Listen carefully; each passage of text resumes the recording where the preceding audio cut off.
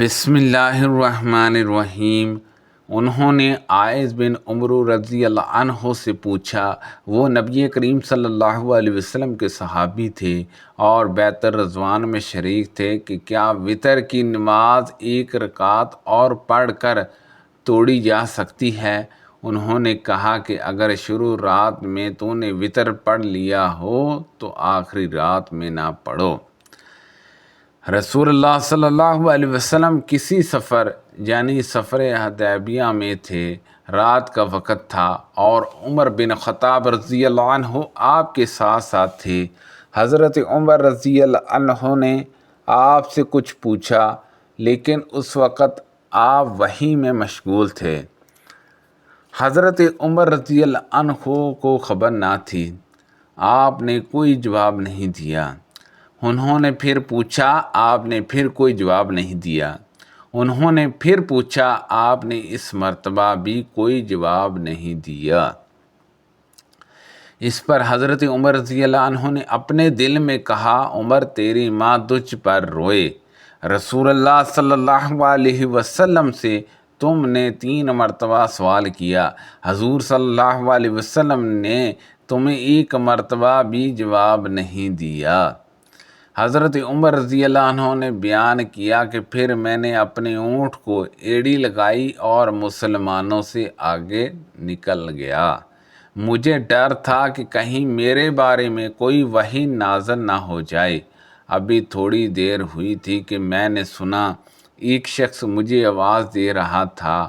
انہوں نے بیان کیا کہ میں نے سوچا کہ میں تو پہلے ہی ڈر رہا تھا کہ میرے بارے میں کہیں کو وحی نازل نہ ہو جائے۔ پھر میں حضور صلی اللہ علیہ وسلم کی خدمت میں حاضر ہوا اور آپ کو سلام کیا۔ آپ نے فرمایا کہ رات مجھ پر ایک سورت نازل ہوئی ہے اور وہ مجھے اس تمام کائنات سے زیادہ عزیز ہے، جس پر سورج طلوع ہوتا ہے۔ پھر آپ نے سورت اِنَّا فَتَحْنَا لَكَ فَتْحًا مُبِینًا، بے شک ہم نے آپ کو کھلی ہوئی فتح دی ہے، سبحان اللہ عز و جل کی تلاوت فرمائی۔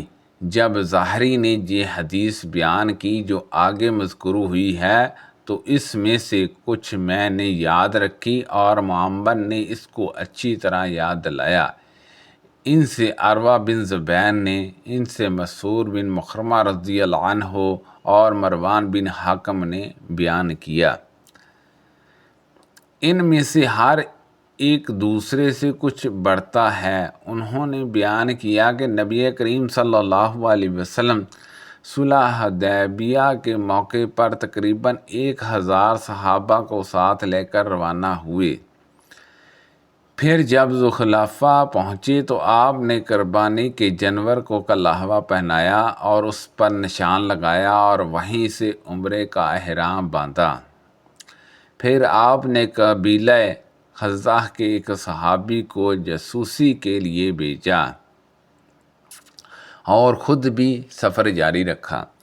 جب آپ جائے الشات پر پہنچے تو آپ کے جاسوس بھی خبریں لے کر آ گئے، جنہوں نے بتایا کہ قریش نے آپ کے مقابلے کے لیے بہت بڑا لشکر تیار کر رکھا ہے اور بہت سے قبائل کو بلایا ہے۔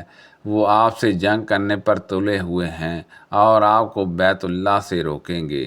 اس پر ان حضرت صلی اللہ علیہ وسلم نے صحابہ سے فرمایا، مجھے مشورہ دو، کیا تمہارے خیال میں یہ مناسب ہوگا کہ میں ان کفار کی عورتوں اور بچوں پر حملہ کر دوں جو ہمارے بیت اللہ تک پہنچنے میں رکاوٹ بننا چاہتے ہیں؟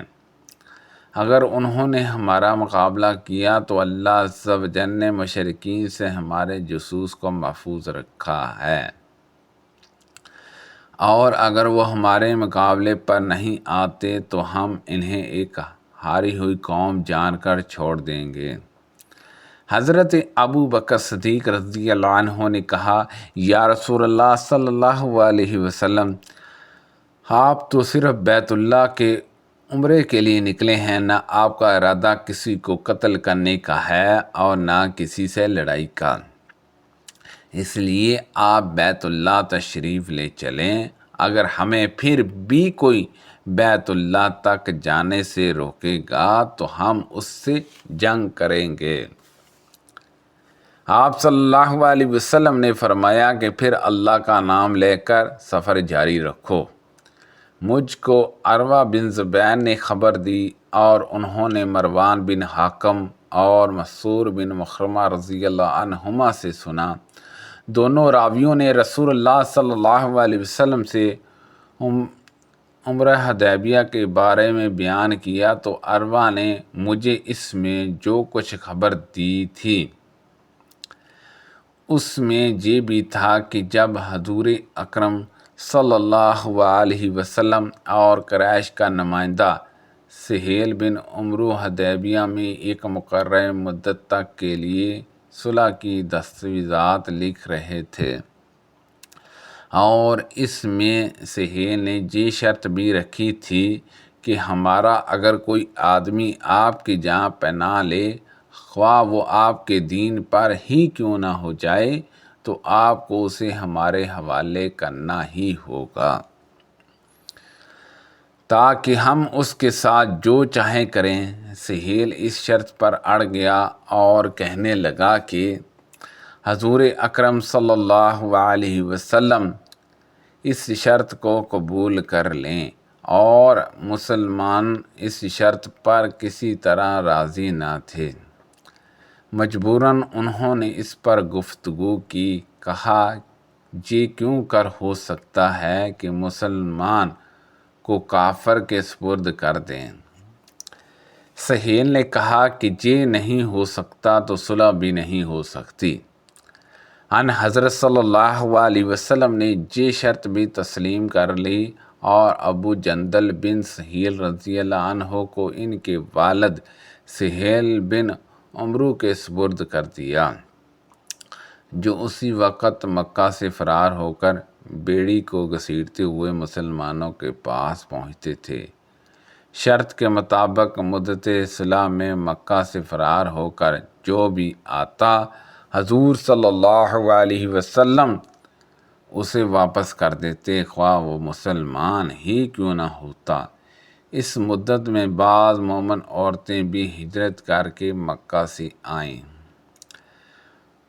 ام کلثوم بنت عقبہ ابن ابی محطہ بھی ان میں سے ہیں جو اس مدت میں حضور اکرم صلی اللہ علیہ وسلم کے پاس آئی تھیں۔ وہ اس وقت نوجوان تھی۔ ان کے گھر والے حضور اکرم صلی اللہ علیہ وسلم کی خدمت میں حاضر ہوئے اور مطالبہ کیا کہ انہیں واپس کر دیں۔ اس پر اللہ تعالیٰ نے مومن عورتوں کے بارے میں وہ آیت نازل کی جو شرط کے مناسب تھی۔ آیت یا ایھا النبی اذا جاءک المؤمنات کے نازل ہونے کے بعد ان حضور صلی اللہ علیہ وسلم ہجرت کر کے آنے والی عورتوں کو پہلے آزماتے تھے، اور ان کے چاچا سے روایت ہے کہ ہمیں وہ حدیث بھی معلوم ہے جب ان حضرت صلی اللہ علیہ وسلم نے حکم دیا تھا کہ جو مسلمان عورتیں ہجرت کر کے چلی آتی ہیں ان کے شوہروں کو وہ سب کچھ واپس کر دیا جائے جو اپنی ان بیویوں کو وہ دے چکے ہیں۔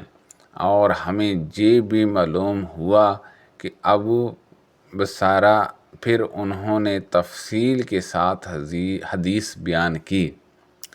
عبداللہ بن عمر رضی اللہ عنہما فتنے کے زمانے میں عمرے کے ارادے سے نکلے۔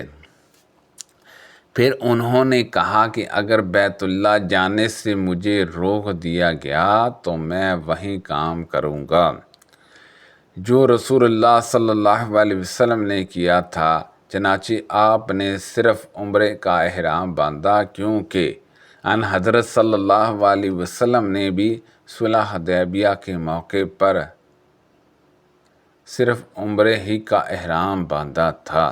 سبحان اللہ عز و جل۔ اللہ پاک سے دعا ہے کہ اللہ پاک کے حدیثوں پر عمل کرنے کی توفیق عطا فرمائے۔ اللہ پاک ہم سب کو صحت و تندرستی عطا فرمائے۔ کو پڑھنے میں غلطی کوتاہی ہو گئی ہو تو اللہ پاک معاف فرمائے۔ صدقہ جاریہ سے زیادہ لوگوں تک شیئر کیجیے، آمین بجاہ النبی الامین صلی اللہ علیہ وسلم۔